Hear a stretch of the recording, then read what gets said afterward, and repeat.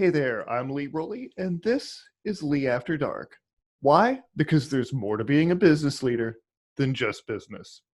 Each episode, one brave entrepreneur ejects the elevator pitch and just gets real. Today, I have with me Rocky Romanella.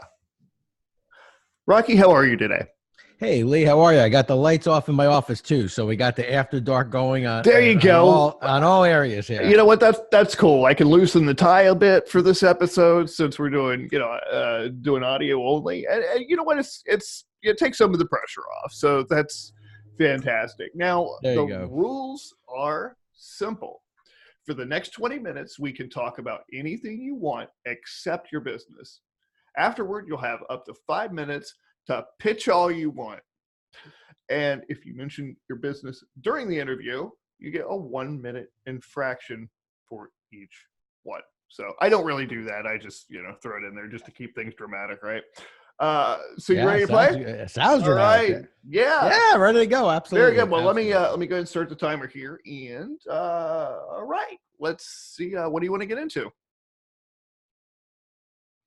Well, I think we can talk a little bit about the journey. I think Okay. it's been an interesting journey for me. Started out June 15th, 1976, unloading trailers at UPS with the desire to be a high school history teacher and a baseball coach. Ah, okay. And then UPS at that time had a promotion from within policy. And so I took advantage of it. And it really started with my dad, who throughout my career, but was such a huge influence as I was growing up. And in the early parts of my career, told me two things, Lee, that stuck with me the whole time. One is whatever they ask you to do, say yes and thank you. And Okay. then learn your job and learn some more. And so every time UPS tapped me on the shoulder and said, hey, we got this opportunity for you here, got this opportunity for you over here, I may not have felt ready, or I may have been nervous, or I may not have had the confidence. But the valuable lesson I learned there is that you have to believe at times in your people until they're ready to believe in themselves. And so I felt like UPS believed in me until I was ready to believe in myself. And that was really a lesson that I learned throughout my career that I applied in almost everything I did, whether it's with my children or in our family settings or with other people. I think it's important that, you have to believe in your people. You have to believe in people until maybe they're ready to believe in themselves. That's awesome. That is important because I know we always say believe in yourself. You've got so many self-help gurus, I'm just going to go ahead and say it, who are just saying, you just have to believe in yourself. But sometimes it does take that nudge to push you over the edge to where you can start doing that. Well, that's absolutely true. And I think if you think about it, and I'm sure listening to your podcast, which, by the way, you're such a thoughtful, prepared interviewer, and I think you do a tremendous job. Thank you. With that.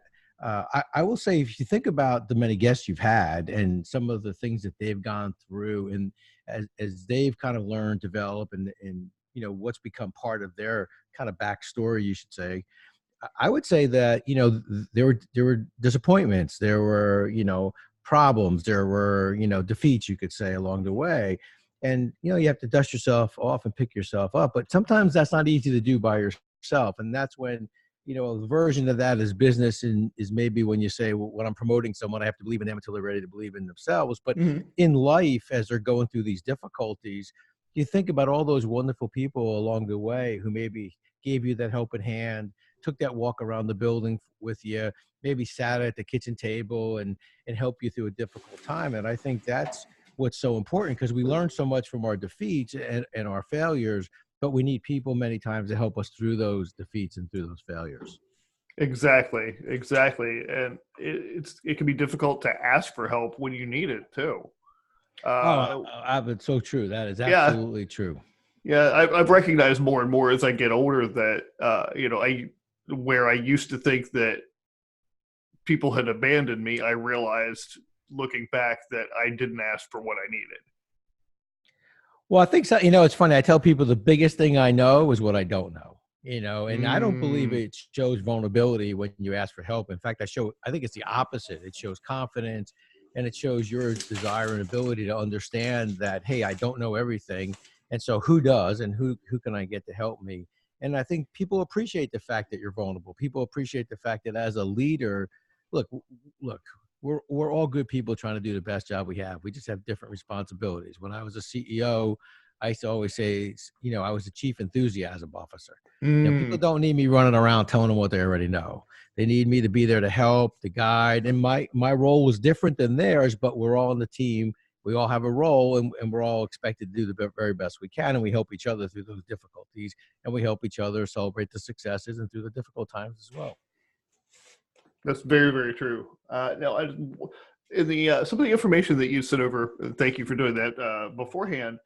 A word you stressed throughout was legacy, and it seems to me that all of this somehow ties into that. This vulnerability ties into being able to create something that outlives you and I. I think that's so true, and you've articulated it very well. Which clearly you get it, and that's that. Legacy is this concept of, do you leave things a little better than you found them? Are people better because of their time with you? Are your customers, for example, in a business, are your customers better because of their interaction with you and your company? Or the shareholder stakeholders feel that they're in a better place because you're the steward of the business? And so that's legacy in a broad sense. I tell people all the time, and at this point in my life and career, I try to, as much as I can, have conversations with, for example, working in colleges or visiting with students that are, in their junior, maybe senior years of college and thinking about going out into the workforce, or juniors or seniors in high school thinking about careers. And I always tell them, think of the word you want someone to use to describe you at the end of your career. Think about that word. And then once that's the word that they describe Rocky, Romanella, or Lee at the end of their career. And then you spend your whole career without realizing it, building that mosaic to that word. And Mm-hmm. so for me, the word was thoughtful. I wanted to be considered a thoughtful leader. And it's funny, when you're in a classroom setting, or I was just at a workshop, I was just at a conference, I should say, as a keynote speaker. And I posed that question to this audience of over 100 senior executives. What's that one word you want people to describe you at the end of your career? And interestingly enough, for the day and a half I was there, I had over 20 people come up to me and say, thoughtful, humble, energetic, nice, decisive. And so it really gets people to think, what is that word long after you're gone that someone would use to describe you? And I think that really becomes the hallmark of your legacy. Absolutely, I agree with that. And if that's not something, for those of you listening who that you sit down and thought of, really, it all does come down to that one word. If Lee, you it's want to live funny. it to, go ahead. I'm I'm sorry. sorry. No, If you want to live it right and live it powerfully, it needs to come down to that one word. yeah, and it's interesting too. Like when you're addressing a group of high school seniors, for example, we had a career day in our town, and I went and addressed a group, and talked to them about their brand and how the way they conduct themselves is really their brand. It's the same way a product has a brand and a brand promise. They have a brand and a brand promise as individuals as they enter the workforce. But I posed that question to them, and as these juniors and seniors in high school, I mean, their answers are rich and energetic, aggressive, decisive, and then you get to the students in college, and their words are a little bit more measured and a little bit more defined, maybe. But then you're sitting here with this group this weekend with seasoned professionals, 15, 20, 30 years in the business, and their words are much different, right? They're starting to think about their legacy. How is someone going to remember Rocky, or how is someone going to remember Lee? Well, the word's Mm-hmm. more measured then, right? It's no longer rich or decisive. It's more thoughtful, humble. You really start to see people thinking about what's on that tombstone. Is it going to be knucklehead, or is it going to be thoughtful? You know what I mean? It changes everything, right? When you Right. start to think about it as Nice. your legacy. Mm-hmm. That is absolutely true. Well, I think too that, you start to think of like you said, when you asked the question, how are people going to remember me long after I'm gone? Not to be Mm-hmm. morbid, but that changes your thought process. And I actually think it changes how you conduct yourself, both in the workplace or in your personal life. It changes that. How are you as a neighbor? It's how are people going to remember me? And I think, you don't think about it all the time, but it's in the back of your mind. And it's going to kind of be that whole, everything you do, as I said, builds that mosaic to that word. Mm-hmm. What's your word, you think, Lee? Curious. Curious. Wow. I don't think anyone's ever used that word in all the times I've done. That's cool. Why curious? I'm fascinated by this experience, and keep in mind that I come to this with more of an Eastern thought of how I view things, but life fascinates me, the good, the bad, all of it, and people fascinate me, which is exactly why you're here today and why all the guests are here and why I do this, because I love hearing what makes people tick. Behind, beneath the veneer, everybody's got a shell. Everybody's got walls they put up. Everybody's got that veneer. But I want to see what's behind it, because invariably that's more interesting and more valuable than what's outside. Wow. But this is your show. No, but that's Jeez. great though, because think about it. Curious is not only good. It's not only a great word when you're thinking about individuals, but it's also a great word when you're thinking about conducting business, right? You're curious to how does this work? Mm-hmm. And so I think that prompts you to always be that, I guess lifelong learner would be a good way to put it, because curiosity always allows you to be that lifelong learner. You're always wondering, you're always asking a question. That's a great word. It says a lot about you. Well, I appreciate that. One of the things that I teach my coaching clients is unlearn something every day. And that ties into that, because we all come into adulthood with so many preconceptions, and we accumulate things that are not really ours over the period of a lifetime.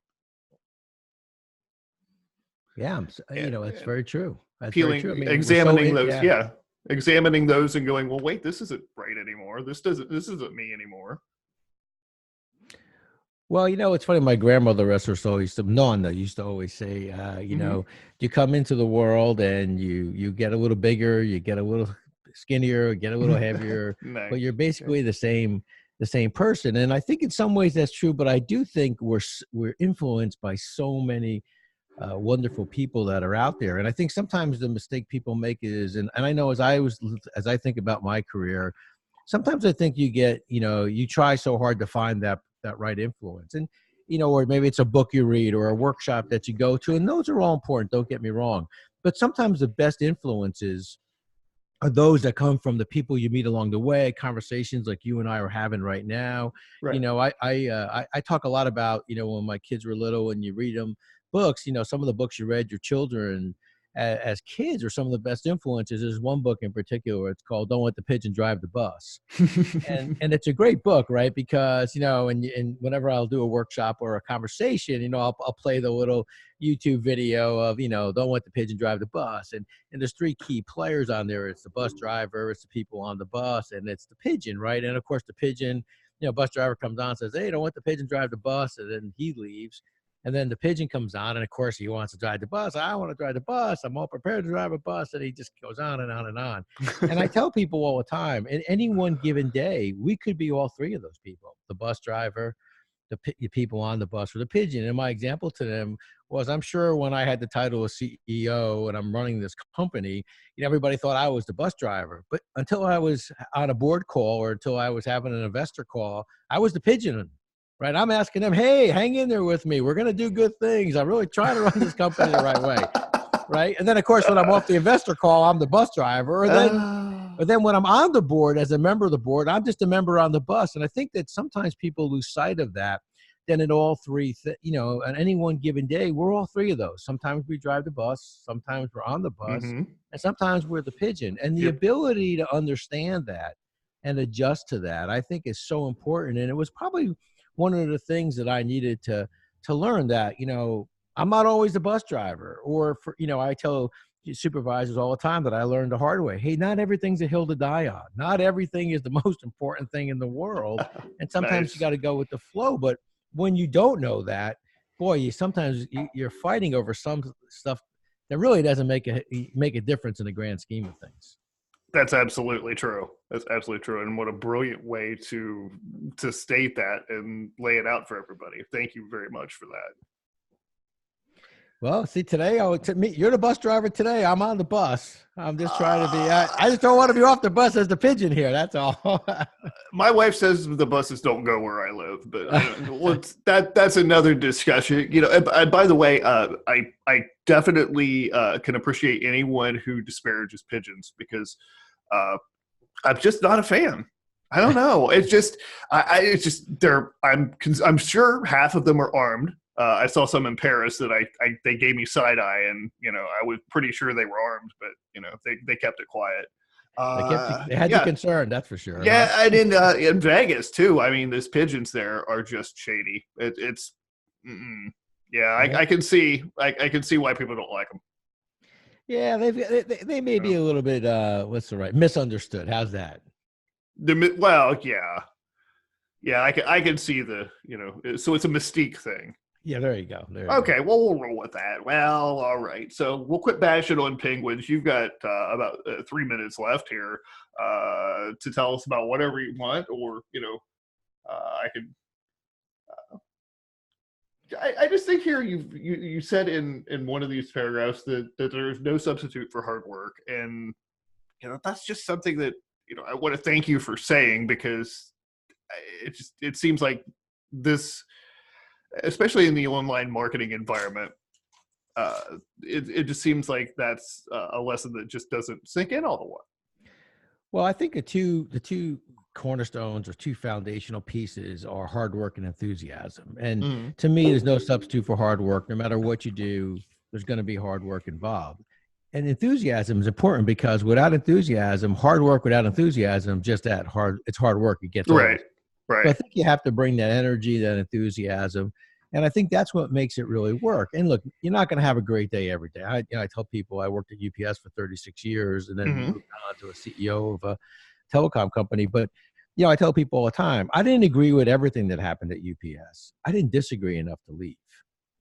And I Mm. think that's what's so important as people are out there looking for new jobs and looking at new careers. I think what's so important about the place that you end up deciding to work at is, do your values, do your ethics, do they match? Like I didn't agree with everything at UPS, but I never felt like my values, my ethics, my integrity were ever compromised. I never felt I was asked to do something that was illegal, immoral, unethical. So I felt like I fit.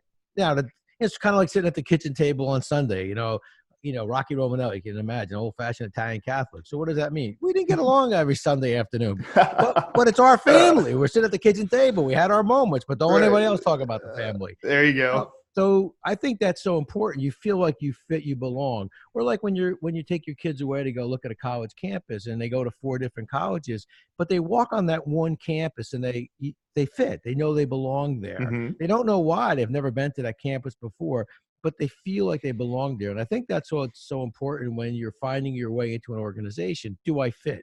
That doesn't mean that every day is perfect. That doesn't mean I'm not going to have to work hard. Doesn't mean I'm going to have those tough moments, but I feel like I fit. No different than when you're in college or you're away at school, and sometimes you have those rough days. Things don't always go the way you want, but you feel like you belong and you fit there. And I think that's what's so important as you're going out into the workplace. And I learned that, right? Because I have friends chasing other jobs, friends moving around to different companies, and here I am at UPS for 36 years. And at some points, I wonder if I'm here this long because I couldn't get another job. Like everybody else is out getting other jobs all over the place. They're moving up. And I said to myself, no, I fit here. I belong here. And this is what's so important. And I was fortunate, to have a great career inside UPS. But I think it's so important that you feel like you belong. That to me is what I tell people all the time. If you're looking for a job, take the same approach you do when you go to visit a college campus. Do you feel like you belong here? Don't get hung up. Don't get so excited about their championship football team and there's 100,000 people in the stadium and how great is that going to be? No, do you belong? That's what's most important. That's right. That's right. And I think there's a lot of pressure I guess, to focus on where you think you should be, or where other people tell you should be, rather than where you fit, as you say. Because ultimately you're the one that has to have that experience. Yes. Yeah. Yes. Yeah, how many times you hear a kid say, "Well, I went to this school because they had a great athletic program, or they were, nationally ranked in college basketball, whatever." And so everybody recognizes, "Oh, you went to so and so." But did you feel like you belonged? Did you fit? And I think that's so important because in those difficult days, feeling like you fit, feeling like you belong is what's so important. Absolutely true. Absolutely true. Well, Rocky, I got to tell you, you did a fabulous job. You've completed the Lee After Dark 20-minute challenge with flying colors. Oh, thank you, sir. Yeah, so no, it's been a absolutely fantastic discussion, and I appreciate you sharing your insights and your wisdom with us. And so I'm a man of my word, and I'm going to give you 5 minutes to talk about. I know you had a book come out this year, and you got some other stuff going on. How can people get in touch with you, and what you got going on in the business side of things? Well, thank you, Lee. I appreciate you doing that. And so the book is called "Tighten the Lug Nuts," and I won't go into the story about how the title, but quickly, when lug nuts are loose on a vehicle, they're important. When you don't tighten them, they become urgent, right? And Hmm. so what happens is people can only handle so many urgent things in their life or their business. And so what happens is I say, tighten the lug nuts. Those are the things that you could fix quickly and effectively, but you don't. And now the next thing you know is you're well behind and you're overwhelmed. So that's one of the lessons. The book is kind of the story of a 40-year career. And interestingly enough, it's written in the third person. And the reason why it's written in the third person by a gentleman by the name of Joe Scafone is years ago, I never liked the feeling that, Lee, if you were sitting in a meeting and you brought a new idea to me. And I never liked that feeling of saying, well, Lee, it's a good idea, but what if? What if you looked at this? And I always felt like that but or what if sometimes made you feel like, you didn't think I thought it was a good idea, or Hmm. it may shut off communication. So I created this character, Joe Scafone. I'd say, hey, Lee, that's a great idea, but you think Joe Scafone thinks that's a good idea? And so it was a way for me to challenge you not to stop at the first right answer, and a way for me to challenge you to maybe look a little deeper and wider without making you feel like, that I was evaluating or criticizing what you presented. So Joe Scafone became this character. And it's funny, people that worked for me for a while or worked for me before would come in a meeting and say, hey, Rocky, I already reviewed this with Joe. Joe thinks it's a good idea. I'd be like, okay, that's good. Let me look at it. So the book's written by this third character, Joe Scafone. There's a story, as you can tell in our conversation. There's always a story with me. There's a story that'll make you laugh, make you have that aha moment. And so I think each chapter has its own story, and there's a lesson at the end of each chapter. So I think it's a fun book. I wrote it to be a fun book. I wrote it to a book that can maybe get you to have a few aha moments, reinforce that you do some really good things. I mean, I think sometimes we don't give ourselves credit. And then it also maybe prompt you to think about things a little different. So the book is called Tighten the Lug Nuts. For every book sold this year, we donate $1 to the Jimmy Valvano Fund. Jimmy V was legendary coach who passed away from cancer. And I had met legendary coach John Wooden and some 20 years ago. And Coach Wooden was a huge fan of Coach Valvano. And so in his honor, I'm donating $1 this year to each book sold to the Jimmy V Foundation to help find the cure. So just I was touched and moved so much by Coach Wooden. There's actually the interview I had with Coach Wooden on my website. If anyone's interested, you can see the legendary coach. He would have been about 109 this year, 110. So his birthday is coming up, as a matter of fact. So Holy smokes! Wow. yeah, it's really interesting. Great guy. God bless him. What a gentleman. It was great conversation. So it's under my coach's corner. So if you go to my website, www, the number 3 and the word 60, SIXTY, managementservices.com. There's podcasts up there. There's videos up there. There's Coach Wooden's video up there. And there's just information. If you'd like to get in touch with me, it's Rocky, ROCKY, Romanella, ROMANELLA at gmail.com. The book is on Amazon, Barnes & Noble. I'm self-published, so it's those are the 2 locations to get the books, and you can download a Kindle. It's paperback and hard copy as well, hardcover as well. So book's been doing well. It's been a humbling experience to see so many books being sold. So Well, I got to hand it to you that that's commendable, and it's a generous commitment of you to to help coach, and what a wonderful way to spread your message. Is absolutely fantastic. So we will have all of those links in the show notes. So be sure to go check Rocky out, watch the video, get a hold of its book. It sounds like it's a good time and a nice light read where you can actually learn something. That's my favorite type of book, by the way. I don't like the boring business books where I have to read 250 pages of blah, blah, blah just to get to one nugget of wisdom. So thank you in advance for making that entertaining. And I'm sure it will be, just having talked to you for the last 25 minutes. So any last words, anything you want to share with the audience before we wrap up? Yeah, I think just always remember that as a leader, and we're all leaders at one time or another, whether it's in our families, in our business, and even individual contributors are leaders, because people watch how you go about doing your work or how you conduct yourself. Just remember, it's never about you. It's always about your people. It's about the people you work with, the people you interact with. And once you make it about yourself, you really lose. You really find that you lose those people, and there's so much good you can do just by being yourself, just by being humble, and just understanding that, hey, you know what, we're all good people, just trying to do the best job we can. Well, you're definitely in the right place with that message, because that's going to resonate deeply with our audience and the people who are going to be following you. So again, thank you again for your time. I really appreciate you sharing your wisdom today. Well, Lee, it's been my pleasure, and thank you very much. And it's always a pleasure to speak with you as well. Oh, great, Rocky. I really appreciate it. Now, we are out of time, but if you found Lee After Dark more entertaining and relevant than most of the dreck out there, subscribe to the Lee After Dark YouTube channel. And now get Lee After Dark in your pants.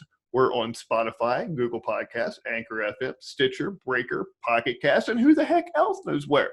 So you can enjoy us wherever you stick your phone. Until next time, this is Lee Rowley with my new friend, Rocky Romanella. Be present and be well.